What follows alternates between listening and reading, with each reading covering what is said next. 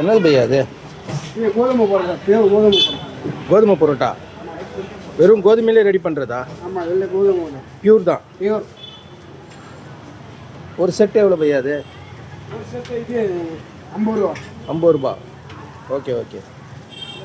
இது எல்லாம் எப்படி சப்பாத்தி மாதிரி சாப்பிட்லாமா? சாப்பிடலாம் சாப்பிடலாம். எல்லாம் சாப்பிடு. ரெண்டு சாப்பிட்டீங்கன்னா ஃபுல்லாக சப்பாத்தி மாதிரி சாப்பிட்லாமா? சுகர் இருக்கிறவங்களாம் சாப்பிட்லாமா? அது சாப்பிடலாம் சாப்பிடலாம். கோதுமை பரோட்டா. கோதுமை தானே அது? அப்படியா? இதுக்கு சைடிஷ் என்ன தருவீங்க?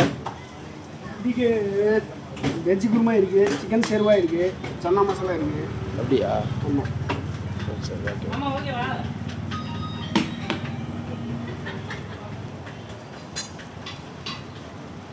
ஃப்ரெண்ட்ஸ் பாருங்கள், இங்கே வந்து கோதுமை பரோட்டா போடுறாங்க. ஒரு செட்டு 50 ரூபா. ஆனால் பாருங்கள் எவ்வளோ பெருசாக இருக்குது பாருங்கள் கோதுமை பரோட்டா.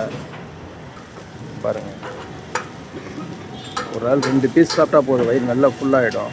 இதுக்கு வந்து இதுக்கு பார்த்தீங்கன்னா சென்னா மசாலா கொடுக்குறாங்க, சிக்கன் கிரேவி கொடுக்குறாங்க, வெஜ்ஜு குருமா எது வேணாலும் கொடுக்குறாங்க.